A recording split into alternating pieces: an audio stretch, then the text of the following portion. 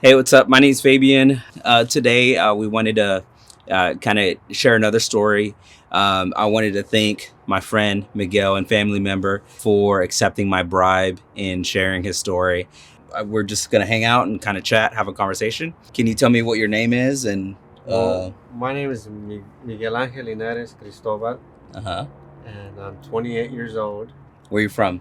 from DF, Uh Mexico. huh. So you were born in DF? Yes, Okay, from cool. I'm a Chilango. You're a Chilango. Yes, so I'll probably steal your wallet by the end of this Hey, interview. it's all good. So do I even have? Yeah, I do have one. I probably should have left it at home, huh? Well, originally I was brought here when I was two, one and a half, two, from DF, from the with the help of my uncle Juan, our uncle Juan. Mm-hmm. And we were brought first to Atlanta, and then from there we came to Houston when I was about 6 or 7 years Mm-hmm. old, and then from there we've stayed here. Mm-hmm. And Can you tell me a little bit about your family? oh god, the pros or cons of our family. Just start off with like mom, dad, brothers, sisters growing up, things like that. Well, okay. So when we settled in Atlanta, I grew up there. I grew up with my mom and dad until I was 6 years old, when my mom got found out she was sick. She we came here to Houston, and then that's when she was diagnosed with diabetes and kidney failure, and she went to Mexico to get help and I guess be with her mom over there in Mexico, my grandma, and then from there she passed away over there in Mexico, And where were you?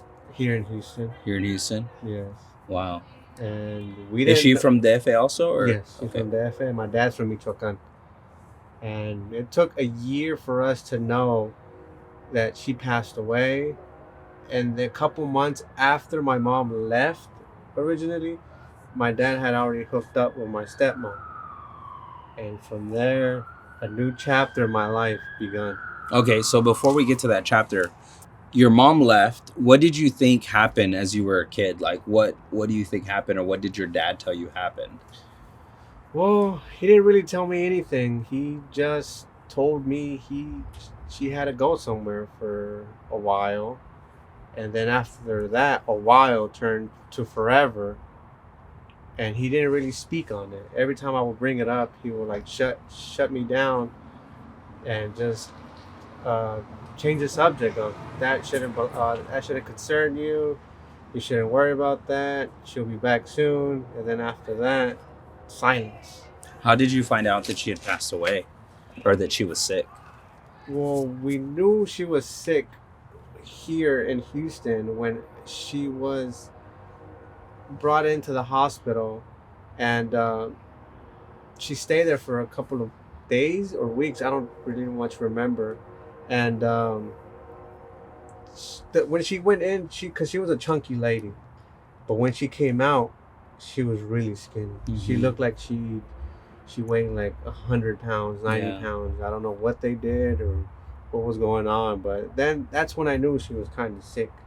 But I didn't know how bad of a sickness she had, or what that ill was, until I guess couple years later, when I was basically last year, I knew What had happened? what had happened when I got her. So how old are you? 28. So you found out when you were 27 the full story. Yeah, well, I had my sister from Mexico, because when my mom left, she took my little sister with me. She was born in Atlanta, but my mom had, I don't know for what reason, she took her to Mexico with her, and then ever since she stayed over there.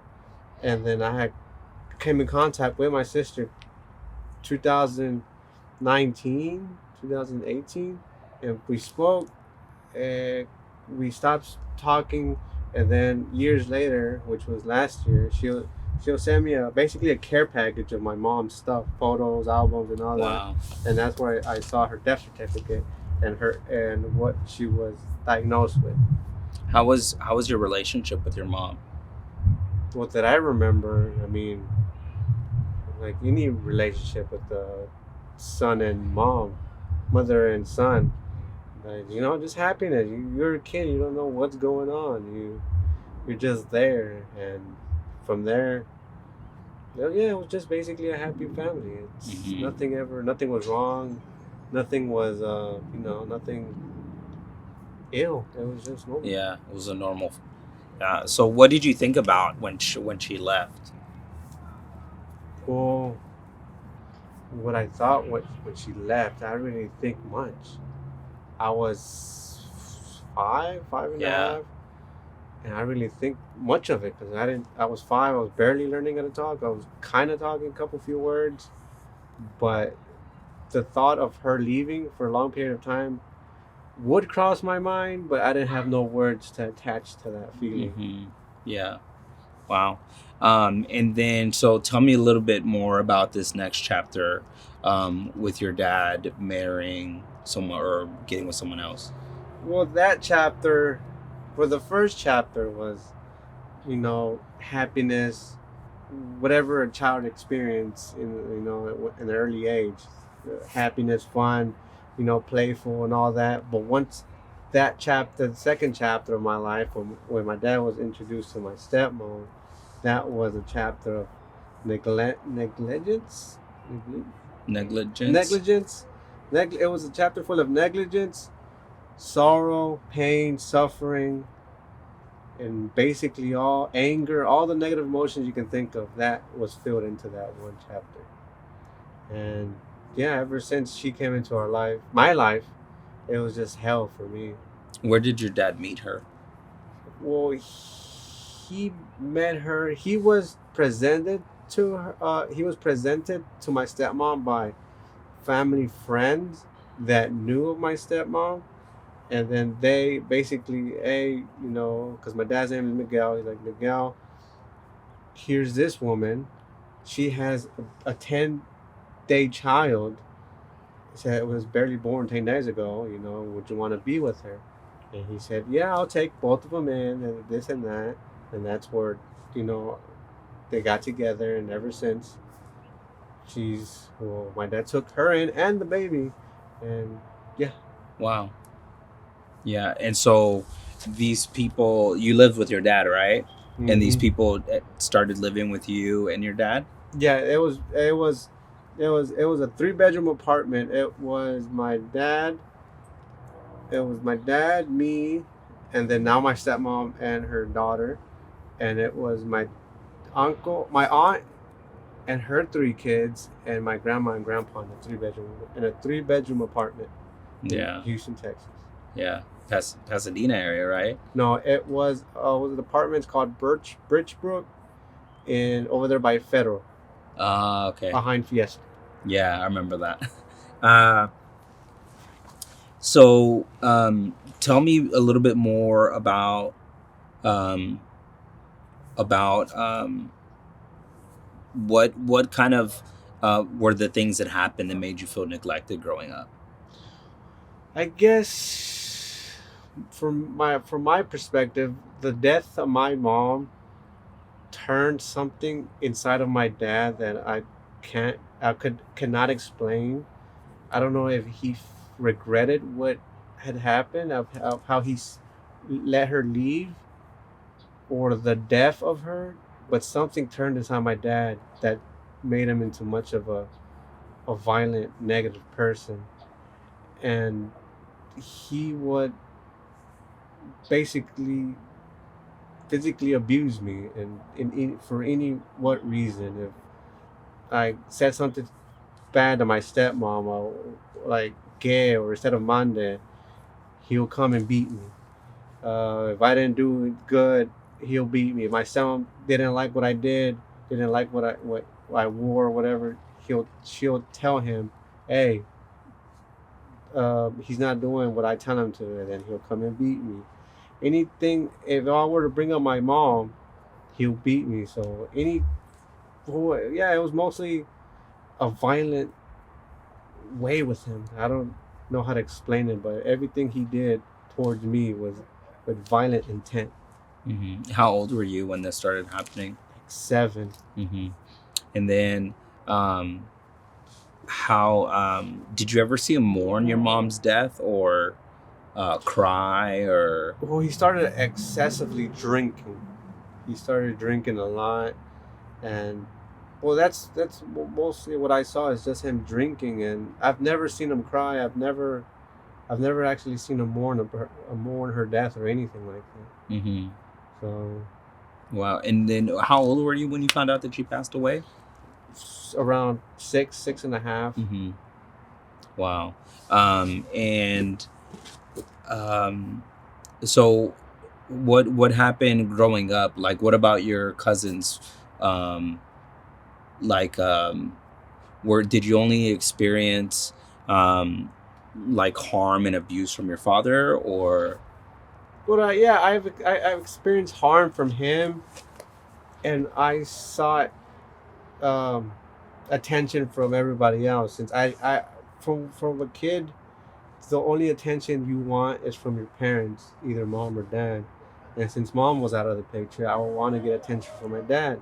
And since my dad wasn't there, he would turn away from me. I would try to get attention from my cousins, try to be playful, try to do this. I mean, growing up, living with my cousins and my other relatives, it was actually like really good. Like, cause I being with them, my focus was on them instead of the punishments and the violence I would have at home. Mhm. Did your dad and stepmom ever like abandon you or leave you somewhere, or was it mainly just abuse that they would hit? It was mostly abuse. It will be it was mostly abuse, and then it'll turn to the point where she started abusing me, Hmm. and he never found out, and I would never tell him because I would see how she will make him feel. Like I'll see my dad basically happy and in love and all that. So I was like, you know what? I don't want to ruin this for him.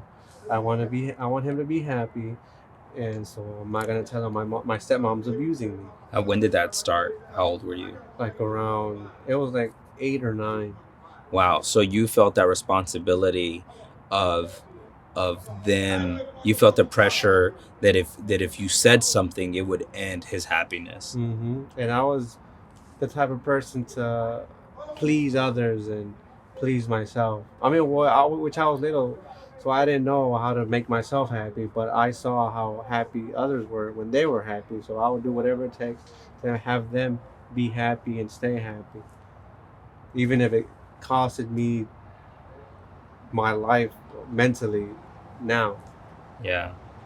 So even though you're still dealing with some of those effects of having that personality, or like having the having to do pleasing people basically to make sure that you're safe. Yeah, I'll do whatever it takes to make others happy instead of making myself happy to this Yeah. day. I mean, it's something that is a burden to me because I'll like, I could be depressed, sad, or angry, but if I can make this person happy, I want them to be happy because I know how it feels to be in a dark corner or in a Hmm. dark room, and I don't want them to have that feeling. Hmm. Did um did these things ever like ease up, or let me make sure it's still recording. Yeah.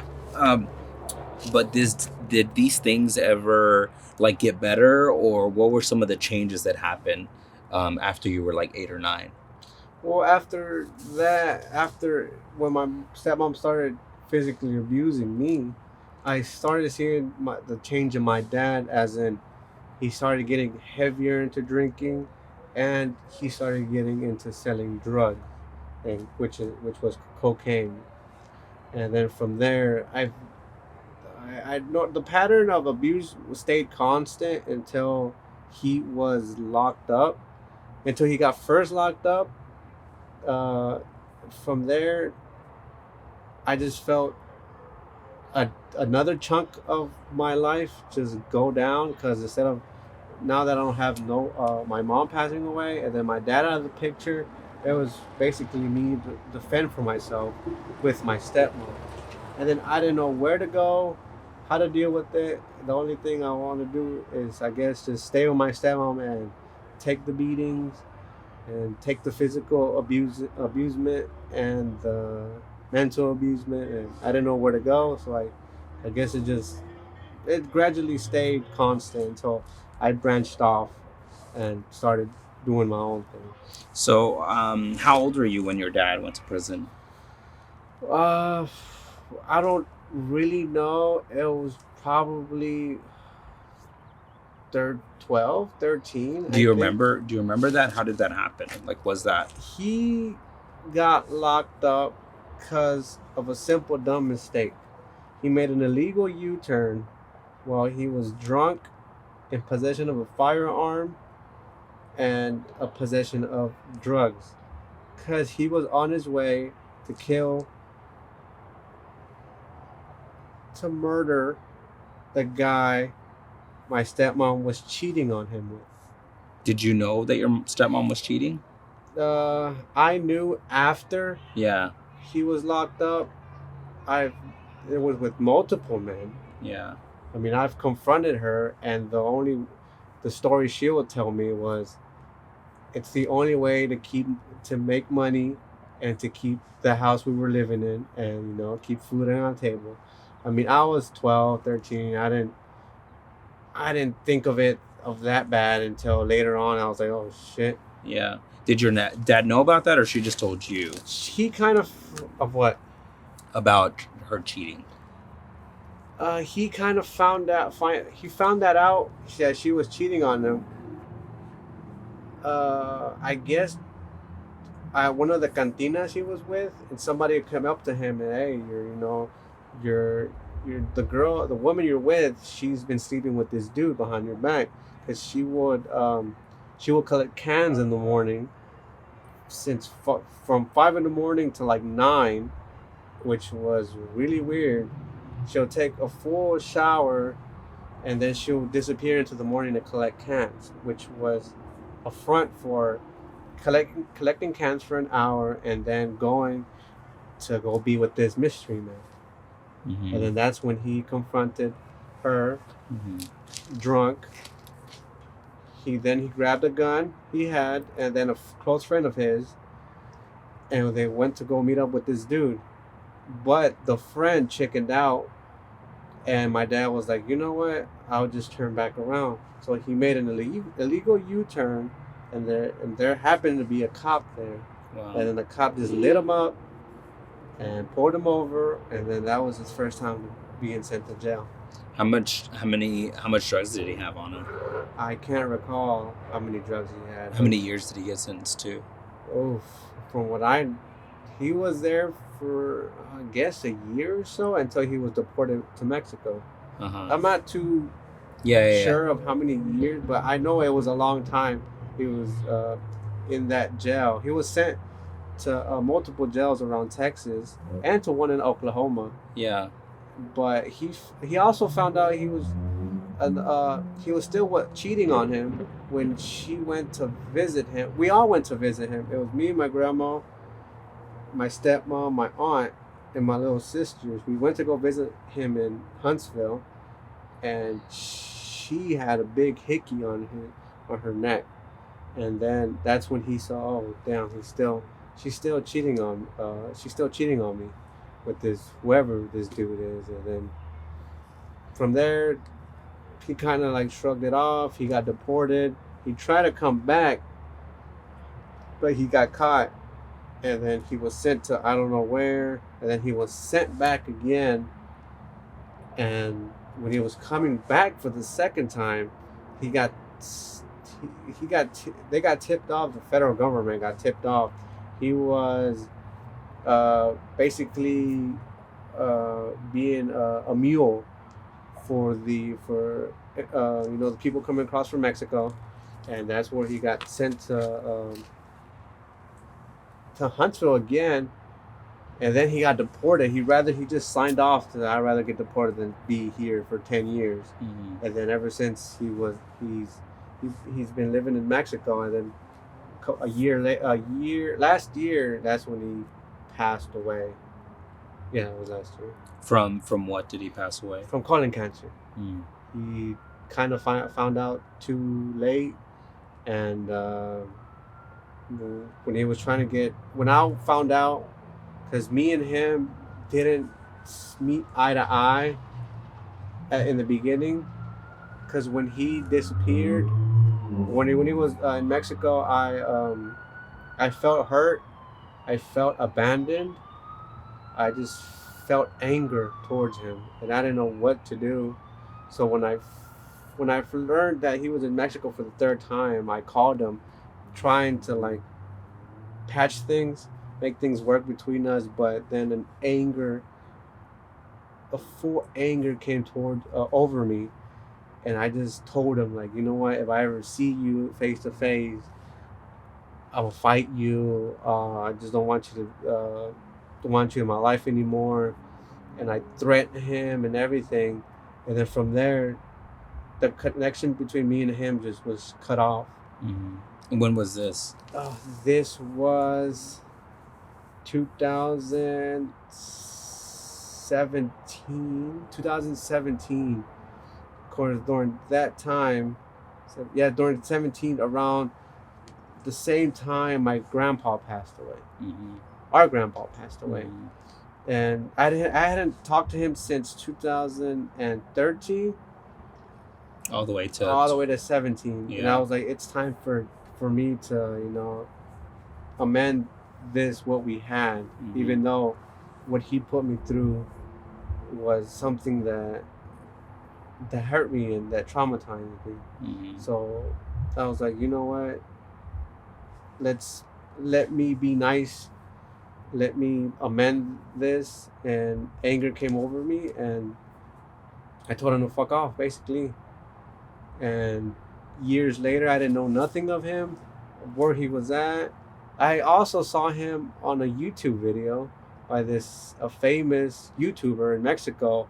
His name is Escorpión Dorado. Mm-hmm. And then I was like, wait, that's my dad. That's him. And then I tried to get connected with him. It didn't go through. And then I get a call from my cousin in Mexico saying, your dad's here with me, but he's dying. And then I was like, oh, I mean, me being me and the way I grew up, I didn't want nothing to do with this man. I didn't care if he died. It was nothing to me. I felt nothing. I felt numbness. So I was like, okay, what do you want from me? And then she's like, I don't want anything from you. I just want you to apologize to your dad and him apologize to you so he can go quietly. I'm like, what do you mean quietly? He's like, yes, he's on the verge of death. He has colon cancer. There's nothing I could do. There's nothing no one could do. And from there, we kind of patched things. And even though I kind of regret accepting his apology, but I did. And then he went away quietly, without a fight. He died in his sleep, and then that's basically the. What makes you regret that? What part of it do you regret? I regret stop talking to him. I could have, because I know if I continued talking to him around 2017 instead of cutting him off, I could have been in his life and see that he had, and while I was in his life during that time, I could see that me helping him in whatever he needed, and when he found out he was sick, I could have helped him. I could have basically saved his life or helped in any kind of way to extend his life, but my ego-ness, my anger towards him got in the way. And that's one of the reasons I regret cutting him off and being like this to him. Yeah. Wow. So even though everything he put you through, looking back now in retrospect, so he passed away a year ago, right? Yes, around June, July. Yeah. So looking back, you wish that you would have fixed things at least as much as you could try in 2017, right? So you could have more time. Yes. So he could see that what I accomplished without having a mom figure or a dad figure, because I've made it to 28. Because basically, the way I lived, I didn't think I was gonna make it past 20. I didn't think I was gonna make it past 18, because I during the 15, 16 era of my life, I got heavy into drugs. I got into weed and I got to alcohol. And then I started experimenting with PCP, with mushrooms, with acid, um, with angel dust, and because during during one's life, the depression I was going through, there was two ways I could go, three ways I could have gone through a path where I could have been like, you know what, forget all about this. I'm gonna study, work hard. Another path would have been either, I just end it, get rid of my life. It's too much hurt in me to keep on living, or the path I took, which was the drugs and alcohol path, and then from there, it was just mayhem. Like I just felt like I wasn't gonna live past 18 because of the drugs I was consuming, the multiple seizures I was having due to the cocaine and the alcohol, and then because my mom, she passed away when she was 20, between 20, 22 and 26, and so I was like, if I outlive my mom, I'll be proud of myself. And then so I did, and then to right to now, I still believe that she's there due to me being in multiple life ending uh life ending situations, because I've tried multiple times to kill myself. Multiple times. I've stabbed my chest 2 times, one on each side.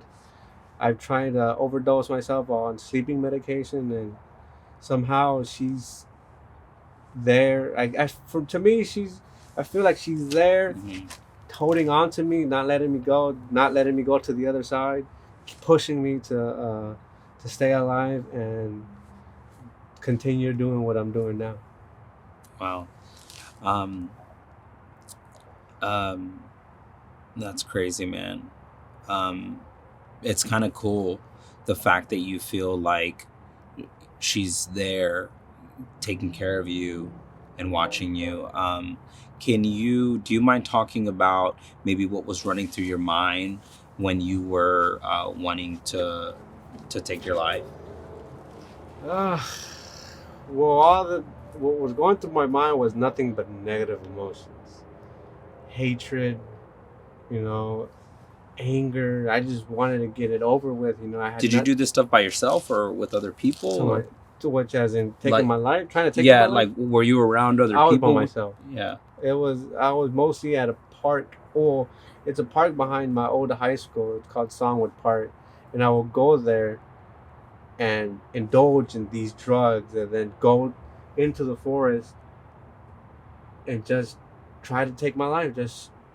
I stabbed myself, bled for a bit, and then I just pain going through my body, and I just got back up because I felt something, and then I would just walk away. And then I was like, you know what? I guess it didn't happen. Like something stopped me. I'll just continue continue with my life until that the mindset of me getting rid of my life happened again. I'll go back, try to do it, nothing would happen, and then I'll be like, you know what? Well, something So you pushing me. almost try to like disassociate in order for you to like hopefully take your life, right? You would try like you want it out. I wanted out. I just wanted to get whatever I had on my shoulders. I just didn't want it on me anymore. I just felt so heavy. I just didn't have anybody pushing me to for a brighter future. So I was like, what's the point of me living? There's no point of me. There's nothing. There's no goal that I have. I did. No one taught me to have a goal. No one pushed me to do anything. There was nothing I could do. So I'm just a burden. I'm a burden to others. I would just end it. I would just, kill myself. There's nothing to do. Yeah. Can you tell me about the struggle, or like the first time that you're like, what went through your mind when the drugs started getting harder and harder? Oh,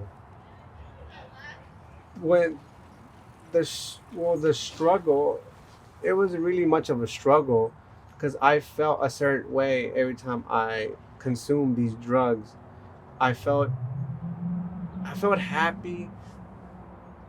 I felt the emotions that I never felt before, and they made me feel good. So the more drugs I took, the more they took me away from the hard life I was living and put me into this reality where everything felt good, where I was getting attention from my friends around me who were also doing the drugs. I felt good.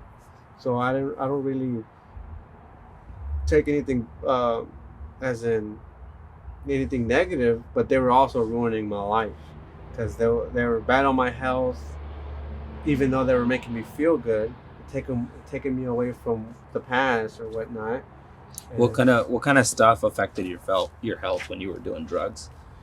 well, I got into serious trouble around 2013 with one of my cousins. Him and some three other friends were planning to rob Walmart, and I didn't know what was going on. I went with them, and then then that's when I realized, oh shit, they're robbing stuff. They're stealing, opening up packages, putting the merchandise in the backpack, and walking out and doing it again. And I was like, okay. So I walked. I knew what they were doing, but I didn't do it. Had no part of it. I was just in my own part of Walmart or whatever. And when I was walking out, I got manhandled by the security officer and the assistant manager for stealing. And after that, they sent me to Pasadena jail, and I spent a night there. And then I was transferred to county, which is right behind us somewhere. And from there, I was released and whatnot. And then I was put on probation because I was a minor. There was nothing to charge me with. They charged me with, well, they did charge me. They charged me with $50 worth of theft. But I was trying to fight my case. They didn't hear me out or anything. So they put me on probation, and I couldn't smoke anymore, which was my downfall. I couldn't smoke marijuana because I was being drug tested. So I turned to a new drug that couldn't be detected by urine, which was synthetic, which Serenity, whatever you want to call it. And smoking that every day put a heavy toll on my mental state. It made me feel out of this world in a really bad way, and with too much use of it, I started hearing voices. Voices every day. I could not stop smoking. I was addicted. And then it got to the point where I couldn't the voices were too much for me. So I got admitted into the East Medical Regional Center by I-10 on the east side of town, and I told them what was going on. I was like, hey, I hear voices, they're telling me to do stuff, but I'm not paying attention to them. And next thing you know, I'm being handcuffed, and I'm like, what's going on? And they're like, well, we're protecting you. I'm like, from what? They're like, from yourself, so you won't harm yourself or others. Yeah. And I was like, no, this is bullshit. Like, leave me alone. And I was told to leave me alone, and they didn't listen. They next thing you know, I'm being handcuffed with my from my legs and being escorted on the gurney to a psych ward in Pasadena, and that's where I stayed for a while. And that's where I was diagnosed with schizophrenia and depression. Okay, so you found out you were diagnosed. What went through your mind? I fell into a deeper depression because I was like, okay, I can't get rid of these voices. Like I tried psychiatrists, I tried a therapist, and none of them worked. They will tell me things I already knew about myself. So I fell into a harder depression. The voices were becoming more violent, more aggressive. I couldn't take it. I To this day, it's it's still to this day. I mean, I'm still kind of in going in and out of it. I mean, there's no way to get completely out of it, but I've somehow managed to lower the volume of the voices, lower the intentions of the voices, to like lower things, and but yeah, but learning about that put me really into a real, very sad, or very depressive, very. There's no way to explain it, but it just put me into a lower Hmm. place than I was already at. So how has recovery? Would you say you're in recovery? And if Uh, so, how has that looked for you? well, you could say I'm in recovery. I've stopped. The last alcohol sip of alcohol I took was in 2013. The last drug use I've had, like smoking wise, was in 2000, also in 2013. But there was a time in my life when our grandpa passed away, I got heavily addicted to cocaine. I would spend $200, $300 a week, just sniffing it like crazy. And it took a toll on my body. I weighed 110 pounds, and it was crazy. I was nothing but bones, and somehow I don't know what had happened. I somehow flipped my life around for the better, and I stopped using it, and then I got my weight back on, and I started focusing on what I've been doing in the past. Also, I've been trying to make other people happy. That's one of the other reasons, I guess, that I stopped trying to kill myself, because I saw other people living in a sad state, or going through stuff. So I would try to help them, and I kind of felt good. I was like, oh, I'm helping this person. I don't want them to go. I don't want them to feel what I felt. I mean, I may not know what they're going through, but I kind of have an idea how to, combat whatever they're feeling. They might feel sad, because I felt sad, anger, any emotions, like basically the 7 stages of grief. I've gone through all of them multiple times. So whenever I see somebody going through that, I'll do whatever it takes to make them happy. And when I make them happy, I get happy. So once the collection of people started growing and growing, of me making them happy, I was like, you know what? Maybe taking my life really isn't a path I should take. Maybe I should slow down. I'm I'm working my way up. You know, um, I've met my wife, and we just had a kid, so I should, stop doing that. Even though to this day, those heavy emotions of me taking my life, they creep up here and there. And sometimes, whenever I'm driving home from work, I just want to, just Yeah, yeah. yeah, Because sometimes they creep up on you, and when they creep up on you, you don't know what to do. So yeah. What kind of things help you? Like, say people watch this, right, and they or maybe struggling with drugs, with things that they've not dealt with, or even suicide, things like that. What sort of things do you help you? Well, I wouldn't,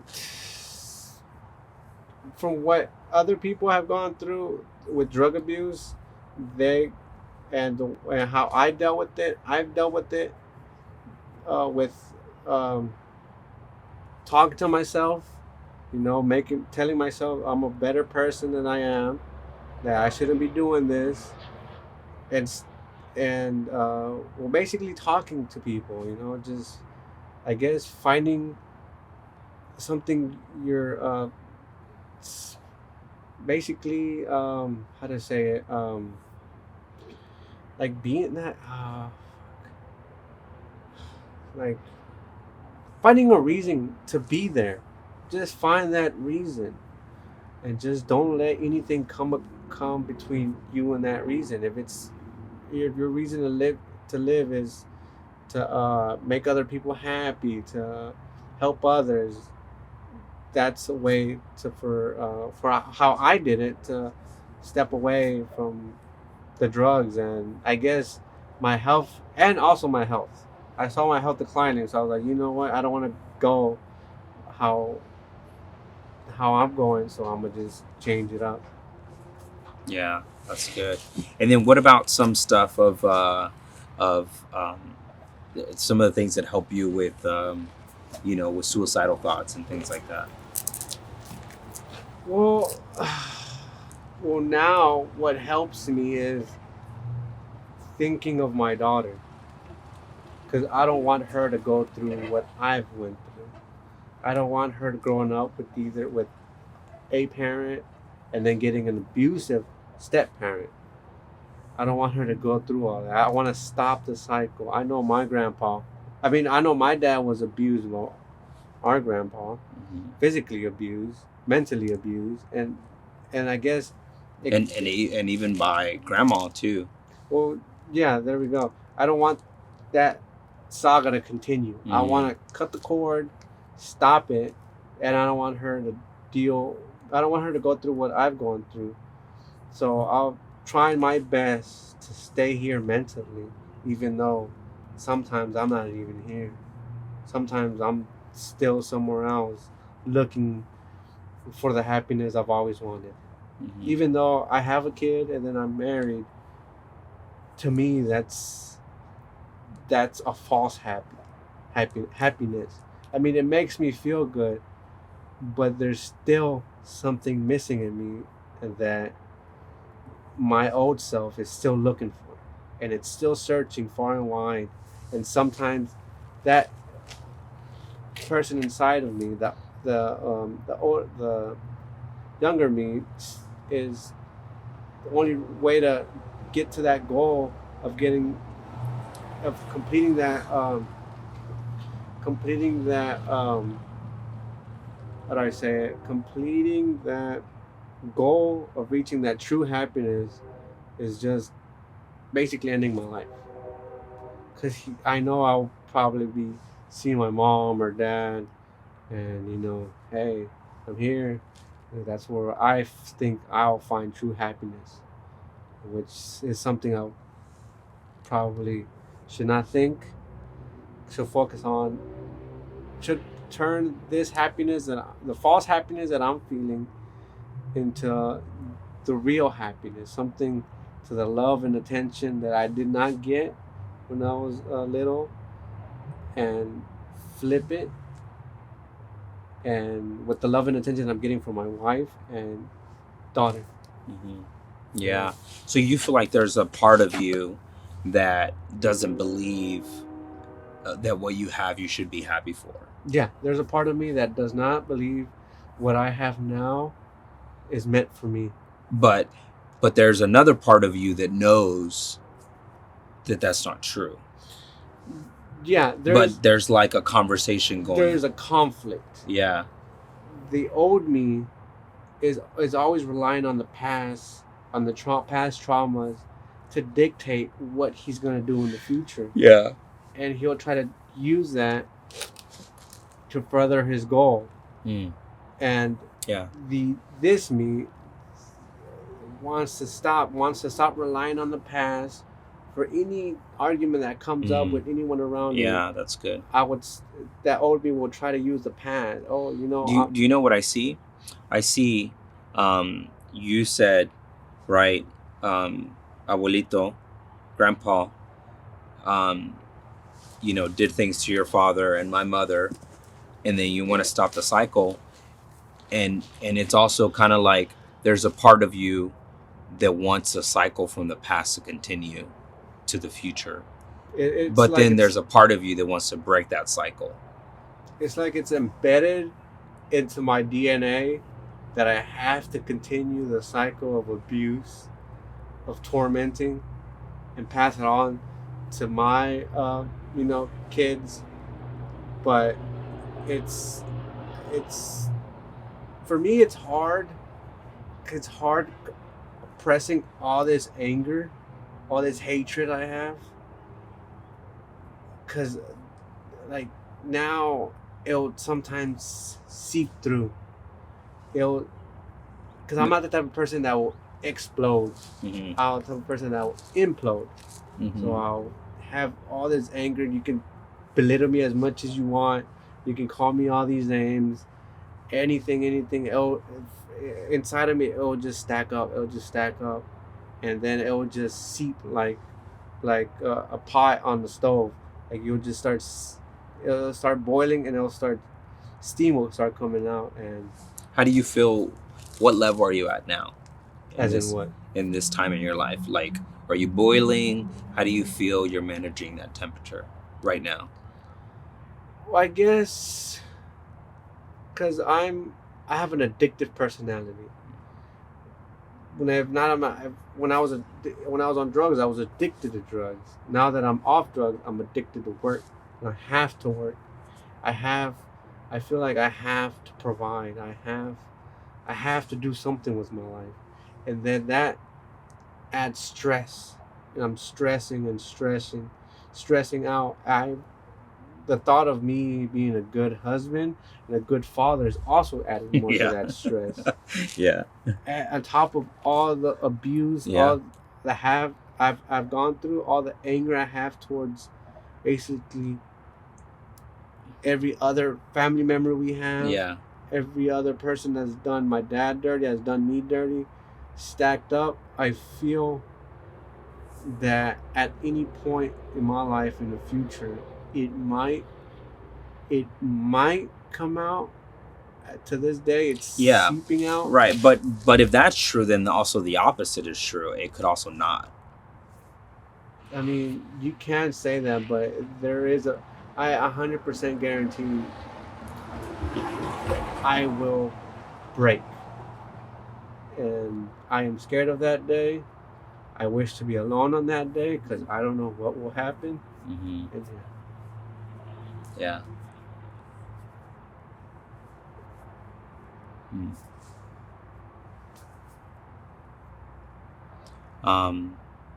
How does that make you feel? That dilemma of something possibly happening. What do you mean? Like, how does that make you feel?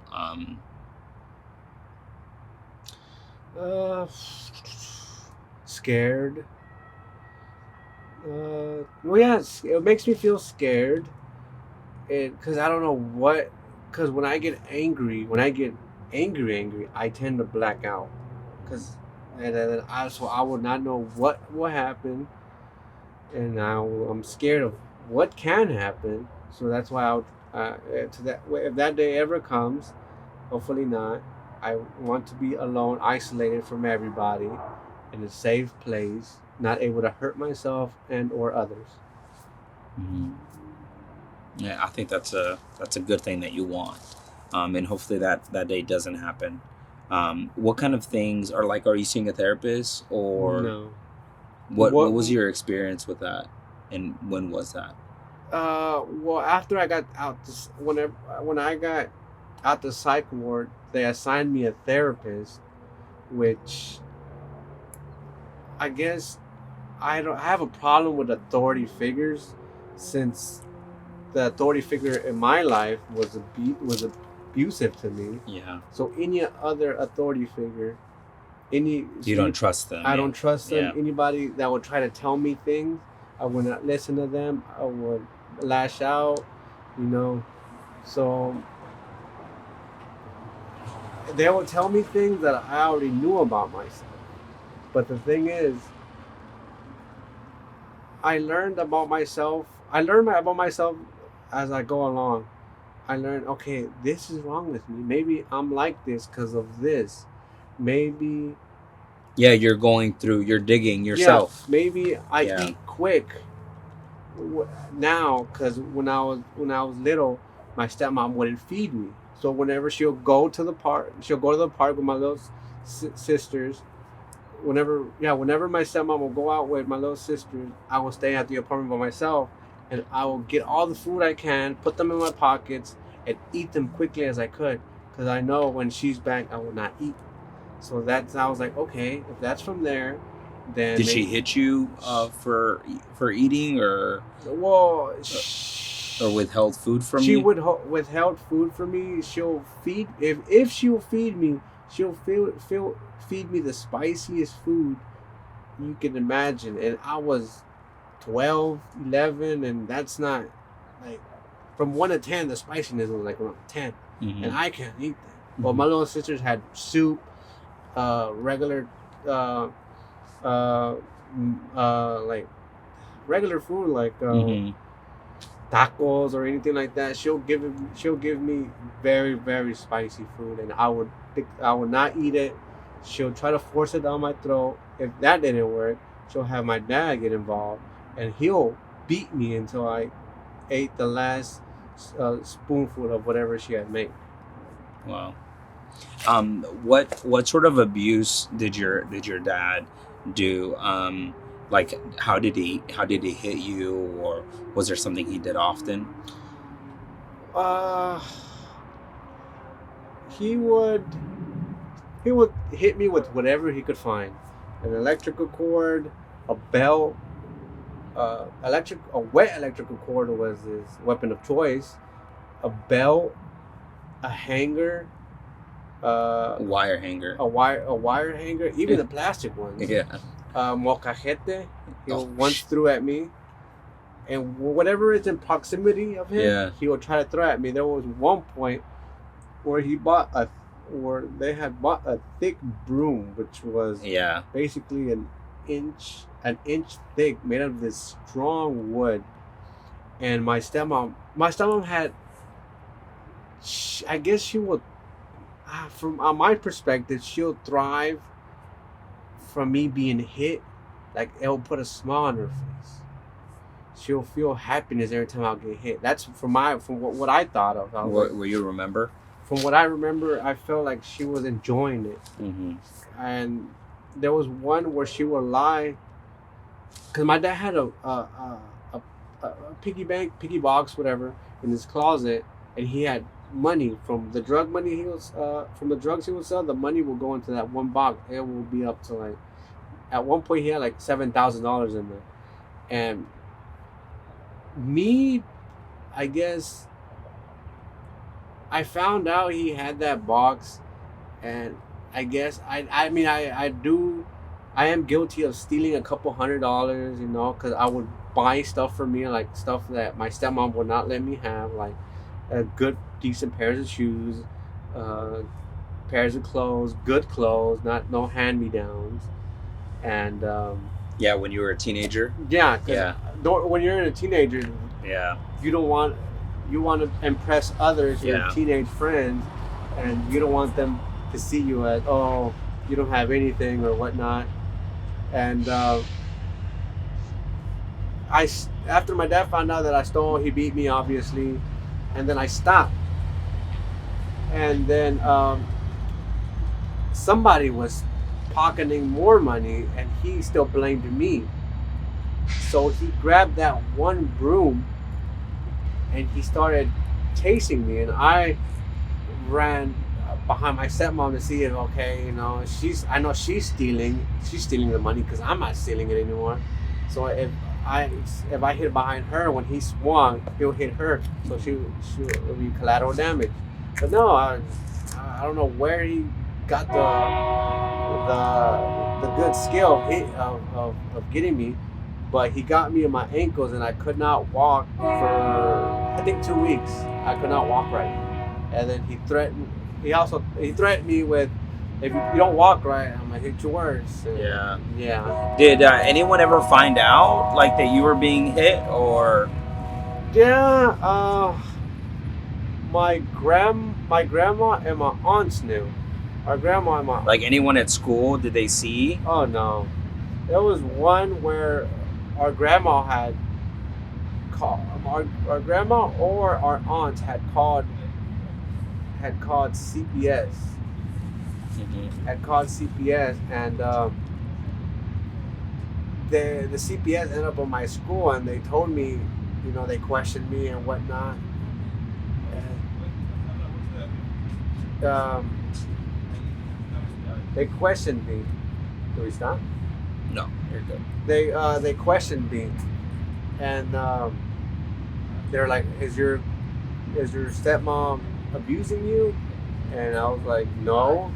"Is your dad abusing you?" I'm like, "No." I lied because I kind of knew CPS would take you away from them. So that's how I was scared of being taken away. But CPS were like, CPS was like, the CPS lady was like, "Take off your shirt." I was like, "Okay." And behind my back was bruises upon bruises upon bruises. And they were like, "How'd you get those bruises?" And I was like, "Well, I fell into a bush." And they're like, "You don't get bruises from being pushed or falling into a bush." And I guess I lied because I knew it's how CPS worked, and I didn't want to get taken away from my parents, and I didn't want my dad to find out that my stepmom was beating me, and him not being happy no more. Well, yeah, because my dad was happy with her, and I didn't want that taken away from him, so I lied to CPS. Nothing's wrong, nothing's going on. These bruises is because I'm clumsy, because I fall when I play basketball at school, or. Yeah. Why didn't you why didn't you want to be tell me about the decision you made about like you would rather stay in that situation than be taken away? I guess from my mentality of also trying to make others happy, I was trying to make my dad happy by not ratting out my stepmom because of the way she made him feel. So I didn't want that to happen, and also, well, I didn't want to get taken away. Because I don't want them to put me into a different family or send me across seas, and so that's that. Yeah. So you were. Yeah, that makes sense. Is there anything that you want to talk about that maybe we haven't talked about?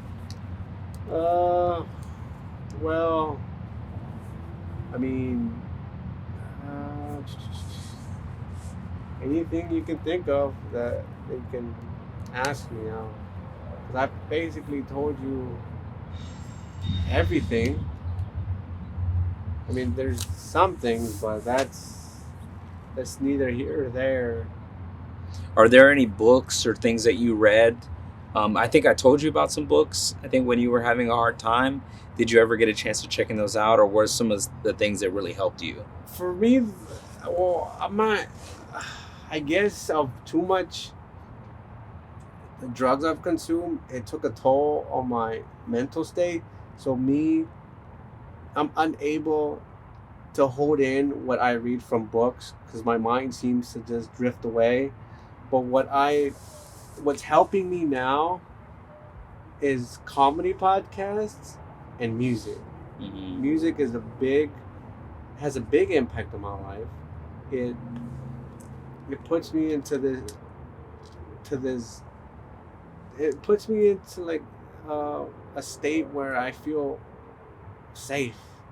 I can listen to music all day. I can listen to these podcasts all day, and that's how I kind of cope Hmm. with the Is there mental. a playlist you recommend, As in comedy, or I mean the or podcast or the music? music both? Well, to me, for me, music is whenever I'm feeling excited, energetic, I'll go to techno. When I'm feeling a little bit angry, I'll go to heavy metal, to rock. When I'm feeling, mellow, I'll listen to rap, to old school hip hop. Um, and then when I'm just trying to, be calm, I'll throw in some Beethoven, some classical music. But for podcasts, I'm more into the, the comedy side of things, because they make me laugh, they make me feel, okay, these I can laugh, I can express how I feel with these podcasts, and yeah, well, that's my playlist. Basically, do I have to name I mean, if you want to, if you think that'd be helpful to people, them? but Well, if not, you don't there's have to. there's one podcast I listen to. It's called it's called it's by a comedian called, his name is Theo Vaughn. Is his comedy podcast, or his podcast, it is called, I forgot the name of it, but his podcast usually talks about the mental state men are going through, because as a society, the world sees men as to be strong, as to provide for others, as to be the head of household, have no, basically, like that we cannot cry, we can't cry, that we can't express how we're feeling. And with his podcast, what he has taught me is, as men, we can express our feelings. We Hmm. have to express our feelings. We can't suppress any negative emotion we're going through, because because holding uh, that much negative emotion in ourselves could, like, literally tip us over and commit stuff that we don't want to commit. Hmm. So he'll talk about that. He'll talk about, if you need help, reach out, hit his hotline. Oh, his podcast is called This Past Weekend. Mm. And but yeah, he will talk about how, as a man, you need to express your feelings, even Hmm. though people, or people put down men who show emotion and whatnot. For him and his following, as a listener, I can go there, listen to him, take in information that I was like, okay, I can use it and apply it to my life. I can, whatever he says, That's awesome, and it's also entertaining. and Ultimately, entertaining, because the wow. way he would, because he's from Louisiana, and the way he would describe things, he would describe a pole, as in that pole is black, or a long black long pole. He will describe it as, uh, he will add a lot of similes and metaphors to explain that one pole, Yeah, and it's hilarious. that's funny. Um, I love that. So what? So say, just kind of to end off, if there's nothing else you want to share, to end off, what sort of thing? Like, say someone is struggling with suicide. What would you recommend to them, or what would you share with them? What I recommend is to talk about it with other people. To there might be people to there might be people that will use whatever you want to tell them as in your deepest secrets, and they'll try to use it against you. So my the way I will handle it is to go to someone else that's also going through what you're going through, and talk about it, because you may have something that will help him, and he might have something that might help you. Hmm. So if you're going through something, if you're feeling like, if you're feeling suicidal, what I would say is, believe in yourself. Mm-hmm. Keep your head up high. There's a reason you're still here. If Yeah. you're 30, there's a reason you're still 30. You could go up to 60, 70. Yeah. It doesn't matter. But, Yeah. if you made it this far, just keep on going, Yeah. One day at a time. One day at a time, Yeah. It's hard. Let it out. Go to your car. Go play on some music. Cry. Let it all out. But just do not hold it in. Mm-hmm. Because that's the biggest mistake that I'm committing. And that's the biggest mistake you can commit. Is just holding it in. Yeah. That's really good, man. Thank you for sharing that. What do you have to say to maybe some dads or even moms or people that are struggling with two parts of their lives, like I shouldn't have this, and the other part that wants to believe the true and wants to believe the good? What would you say to them? I mean, to the dad, I would say is, to the dad, I would say, well, just keep your head up. I mean, you might feel you're not a good husband or a good father, but if you're doing everything right, I'm proud of you. Keep your head up. Everything's going to be okay. You don't have to have that burden of you're the sole provider and you have to have your emotions in check. You can cry. You could do this. Just talk to your significant other. Tell them, hey, I feel this, I feel that. And then for the mother, what I have to say is, you gave birth to a child. You're doing great. I mean, postpartum depression it takes a toll on you. I know. I learned from my wife. Just for the husband, for the dad, just be there for your wife. Help her through what she's going through. Don't not turn your back on her, because postpartum depression is very difficult to go through. So, as a father, be there for her, and then for the mother, everything's gonna be okay. You don't have to be the perfect mom. You're doing your best. Be proud of each other. Keep your head up, and just be there for each other. And be there for the baby, because as a toddler, you don't know what's right or wrong. You don't know what pain feels like. We're trying to figure it out. Yeah, so keep it that way until they're much older, and then from there, once they hit that of age, then you let them out and explore the world and the true meaning of the world and what you truly face in life. Yeah, that's good, man.